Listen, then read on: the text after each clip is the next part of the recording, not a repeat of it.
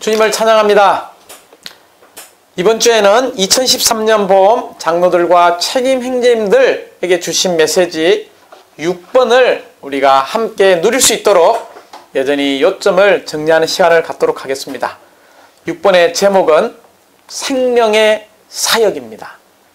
그러므로 메시지 6번에서 가장 중요한 두 단어를 우리는 기억해야 합니다.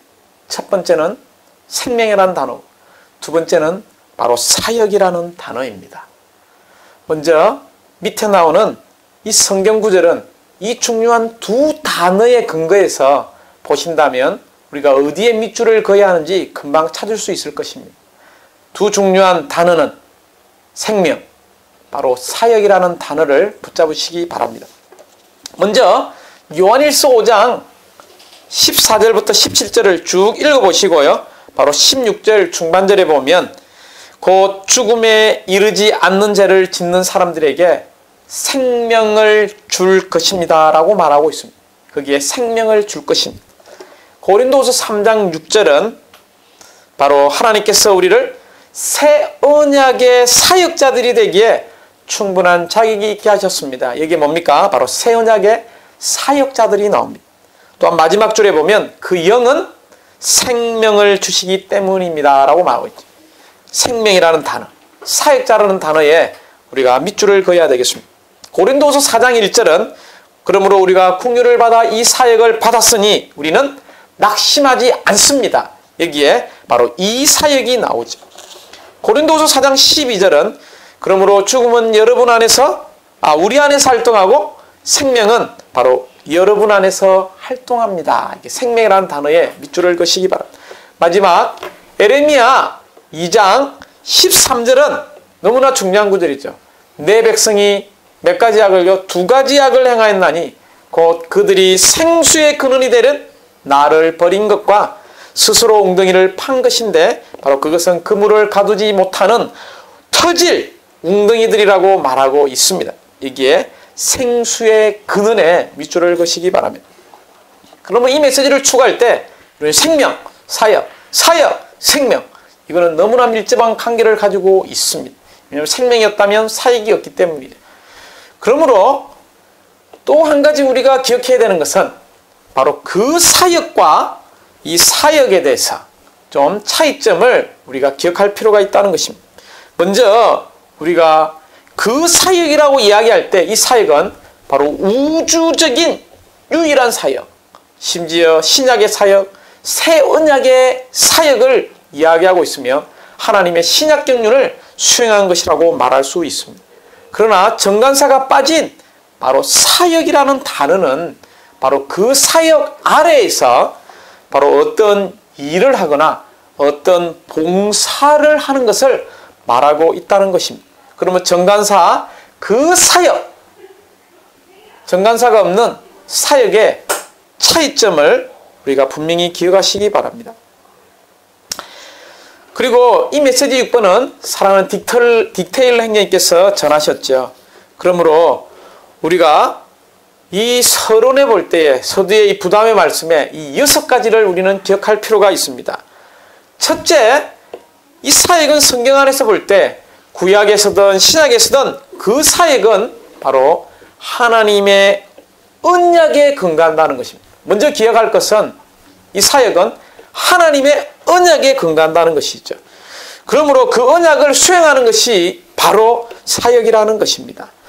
사랑하는 자매님들, 이 사역은 하나의 특별한 일을 말하고 또한 하나님의 백성들이 우리가 그분께 드리는 봉사라고 이야기했죠. 또한 두 번째로는 이 새 언약의 사역, 이 신약의 사역은 우리가 말할 때에 이 사역은 유일하다는 것입니다. 신약 어디에서나 우리는 두 사역을 결코 볼 수 없고 사실은 이 두 사역이라는 것이 있을 수도 없고 있지도 않았습니다. 그러므로 이 새 언약의 사역 안에 몇 가지 사역이 있습니까? 오직 한 사역만은 있다는 것을 볼 필요가 있다는 것이죠. 물론 그들 개인에게도 사역이 있었습니다. 그러나 그 개인적인 사역은 전적으로 이 단체적인 이 새 언약의 사역의 일부였다는 것을 기억하시기 바랍니다. 주님을 찬양합니다. 우리는 다 몸 안에 있는 지체들로서 이 유일한 이 사역에 분깃이 있고 동참할 수 있는 사람들입니다. 세 번째로 이 새 언약의 사역의 봉사는 무엇을 수행하는 것이냐면 바로 하나님의 신약 경륜을 수행하는 것이라는 것입니다. 그러므로 진정한 참된 이 새 언약의 사역은 반드시 하나의 목표가 있어야 되는데 그 목표는 바로 교회에 가는 것이고 바로 그리스도의 몸을 건축하는 것에 관계됩니다. 특별히 우리가 에베소 4장 11절부터 이 13절을 잘 아실 것입니다. 에베소 4장 11절을 보면 이게 네 부류의 아주 특별한 은사 있는 지체들이 나타납니다. 거기에는 사도들, 두 번째는 신언자들, 세 번째는 복음 전하는 이들, 네 번째는 목자 및 교사를 우리에게 주셨다라고 말하고 있죠. 왜 교회 안에 이런 특별한 기능을 가진 지체들을 선물로 주셨을까요? 그것은 에베소 4장 12절을 볼 때에 성도들을 온전케 하여 바로 그 사역의 일을 하기 위한 것이라고 말하고 있습니다. 그 사역의 일이 무엇입니까? 바로 뒤에 곧 그리스도의 몸을 건축하는 것이라고 말하고 있습니다. 그러므로 이 몸을 건축하는 것이 바로 그 사역의 일이라는 뜻이 포함되어 있다는 것을 기억하셔야 합니다. 네 번째는 바로 고린도 후서 3장의 근거에서 이 새 언약의 사역에는 두 가지가 있다는 것입니다. 첫 번째는 그 영의 사역입니다. 이 그 영의 사역의 반대가 바로 문자의 사역이죠. 문자의 사역은 바로 죽이는 일밖에 없습니다. 두 번째, 의의 사역입니다. 이 의의 사역의 반대는 바로 유죄 판결의 사역이라는 것입니다. 그러므로 이 그 영의 사역과 의의 사역은 전일하게 생명의 사역이죠. 우리에게 생명을 공급하고 생명을 분배하고 이러한 생명으로 조성되게 합니다. 그러나 이런 문자의 사역, 유죄 판결의 사역은 바로 죽음의 사역을 가져온다는 것을 기억할 필요가 있습니다. 그러므로 우리가 새 언약의 사역의 초점은 다 영이요, 의요, 생명이라는 것을 기억하시기 바랍니다. 특별히 이러한 생명을 공급하는 사역이라는 것을 우리가 붙잡을 필요가 있죠. 이 사역을 우리는 실제로 살아내고 표현하는 지체들이 될 필요가 있습니다. 이제 다섯 번째로 이 생명의 사역은 전적으로 어디에 근거하냐면 조성에 근거하고 있다는 것입니다. 그러므로 우리가 조성이라는 의미가 무엇인지를 알 필요가 있습니다. 조성은 첫 번째로 하나님께서 우리 존재 안으로 건축되는 것입니다. 두 번째로 그리스도께서 우리 안으로 일에 넣으시는 것이라는 것이죠. 세 번째는요, 그 영께서 또한 우리 존재 안으로 조성되는 것. 즉, 삼위일 하나님께서 사람의 그릇 안으로 조성되는 것을 말하고 있습니다. 하나의 음식의 예로 제가 조성이 어떻게 되는 것인지를 알려드리기 원합니다. 우리가 어떤 요리, 어떤 음식을 객관적으로, 지식적으로 아는 것과 우리가 이 음식을 먹어서 소화하고 흡수하고 동화되어서 우리가 존재가 되는 것과는 많은 차이가 있습니다. 그러므로 우리가 먼저 어떤 음식을 먹게 되면 우리의 위 안으로 들어오게 되겠죠. 위 안에서 어떻게 합니까? 그 음식들을 소화하게 되죠. 소화해서 우리가 대장과 소장을 거치면 이 대장과 소장에서 그 소화되어진 내용물들을 어떻게 하나요? 흡수하게 되죠. 흡수해서 그 흡수한 영양 공급을 피를 통해서 우리의 각 몸에 필요한 곳으로 전달해 줍니다. 우리의 뇌 안에도 필요하다면 뇌 안에까지 피를 통해서 공급할 때에 이것이 음식이 조성되었다. 음식이 바로 내가 된 것이 조성이라는 의미죠.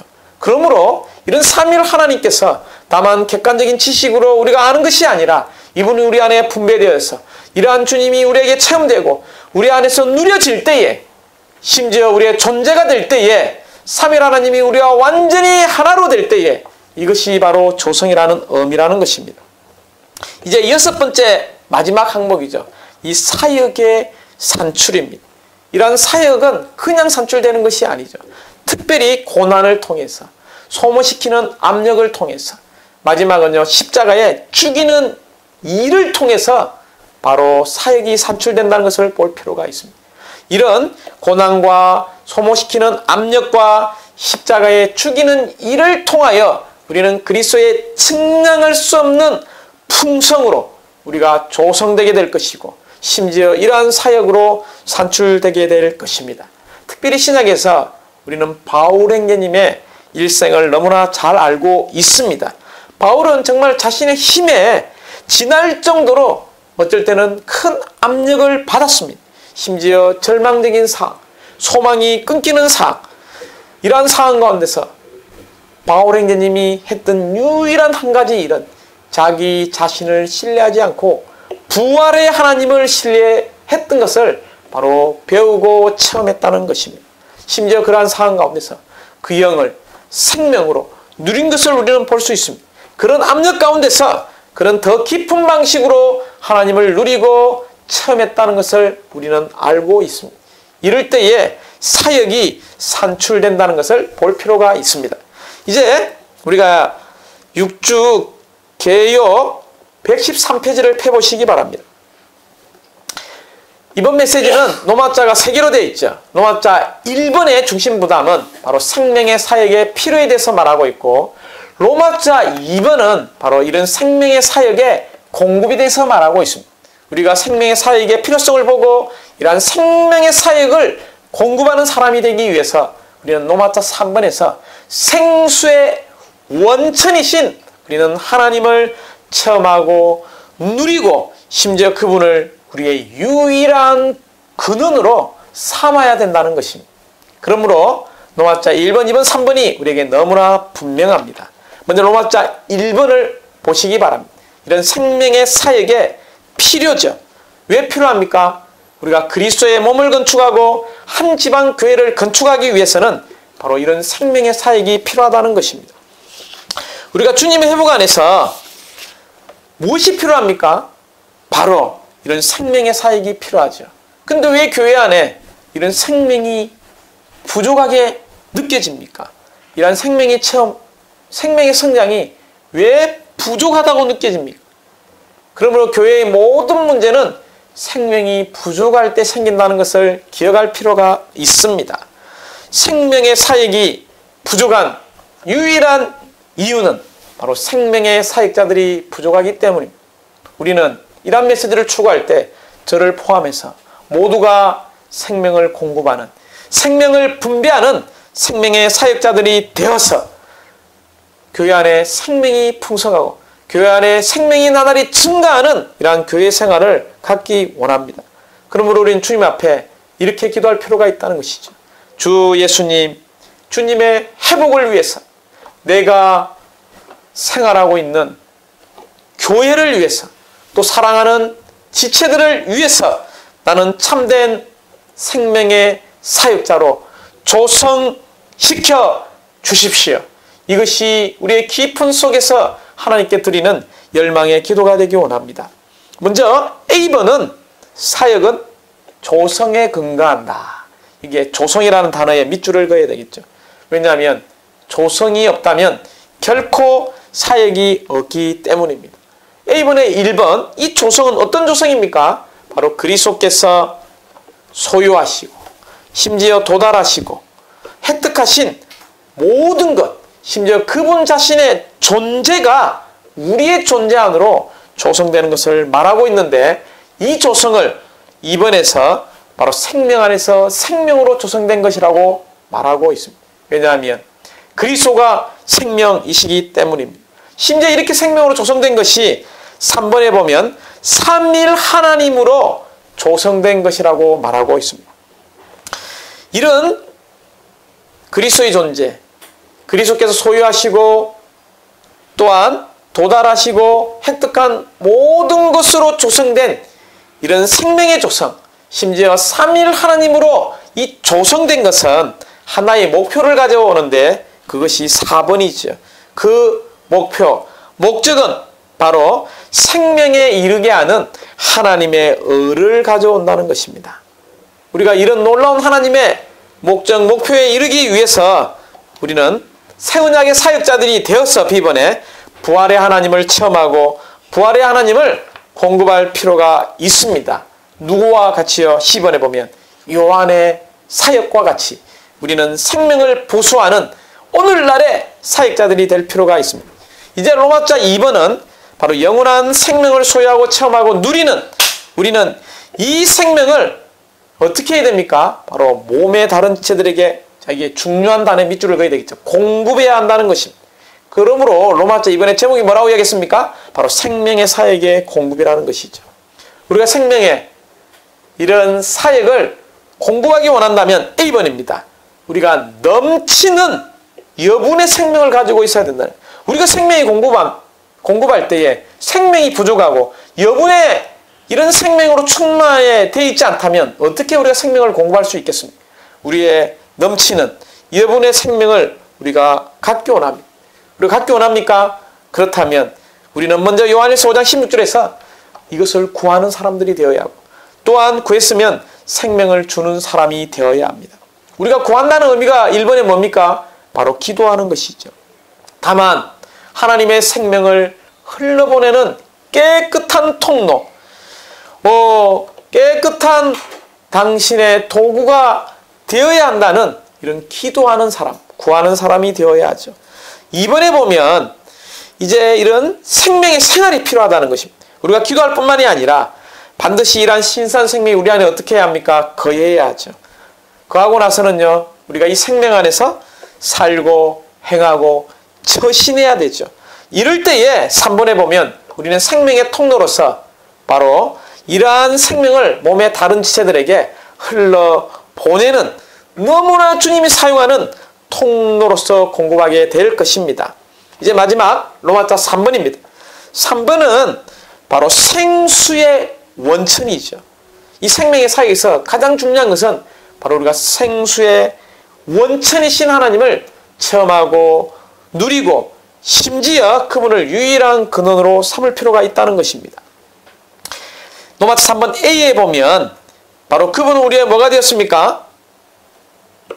하나님의 백성, 하나님의 선민들의 누림과 만족을 위해서 그분은 생수의 근원이 되셨다는 것입니다. 그러므로 1번에 생수의 근원이신 바로 우리 생활의 유일한 근원으로 그분을 우리는 취해야 한다는 것입니다.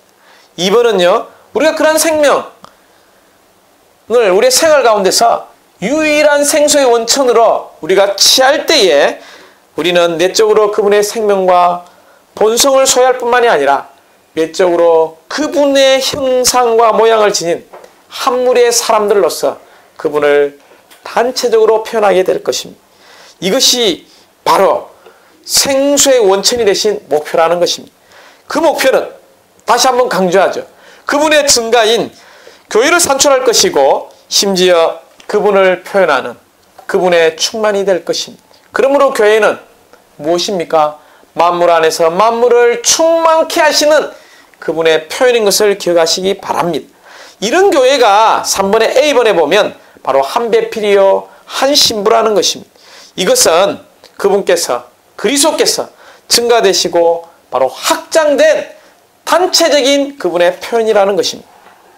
어떻게 그분의 단체적인 표현, 단체적인 이런 교회가 그리스도의 연속과 확장이 될 수 있나요? 10번에 보면 하나님 자신을 우리 안에 생명으로 분배할 때에 생수로 분배할 때만이 우리는 그분의 증가, 그분의 확장이 될 수 있습니다. 그러므로 우리의 책임이 있는데 D번요. 생수의 원천이신 하나님을 우리는 어떻게 해야 합니까? 바로 마셔야 한다는 것입니다. 만약 우리가 마시지 않는다면 즉 2번에 이런 생수의 원천이신 하나님을 우리가 떠난다면 우리는 세 가지의 문제에 도달하게 될 것입니다. 첫 번째, 우리의 영원한 목마름을 해결할 수 없고 또한 영원히 우리를 만족시킬 수 없으며 우리는 또한 그분의 표현으로서 증가가 될 수 없다는 것입니다. 그러므로 사랑하는 형제자매님들, 우리는 그분께서 우리의 모든 것이 되시도록 그분의 분배를 받을 필요가 있습니다. 어떻게 우리가 그분의 분배를 받을 수 있나요? 그 유일한 길이 5번에 나오죠. 이 생수의 원천이신 하나님을 받아들이는 유일한 길은 바로 마시는 것입니다. 마셔, 마셔, 마셔! 유일하게 생수의 원천이신 하나님을 우리가 마시는 것이 너무나 필요하죠. 이것을 위하여 B번에 그분은 과정을 거쳐서 완결되신 삼일 하나님이 되심으로 그분 자신을 우리 존재 안에 분배하실 수 있는 삼일 하나님이 됐음을 찬양합니다. 비번의 1번에 보시면요. 바로 하나님의 경륜은 무엇입니까? 신성한 생명을 우리 안에 넣으시는 것을 성취하시기 위한 것입니다. 즉 2번에 하나님의 경륜은 그분 자신을 생명으로 분배함에 의해서 그분의 단체적인 표현을 얻는 것이죠. 어떻게 우리가 하나님의 경륜인 그분의 단체적인 표현이 될 수 있습니까? 10번이 우리가 이 메시지를 취해야 할 부담이라는 것입니다. 우리는 생수의 원천이신 하나님을 마셔야 한다는 것이죠. 마실 때 우리는 결과를 가져오는데 C의 1번 우리는 하나님과 하나 되고 하나님은 우리와 하나 되어서 2번 하나님의 단체적인 표현인 그분의 영원한 배필로서 나타나게 될 것입니다. 이것이 하나님의 마음의 갈망이라는 것을 기억하시기 바랍니다. 한 주 동안 우리는 이 생명, 사역, 생명이라는 단어를 붙잡고 메시지 6번 생명의 사역을 누리시는 지체들이 되기 원합니다. 아멘.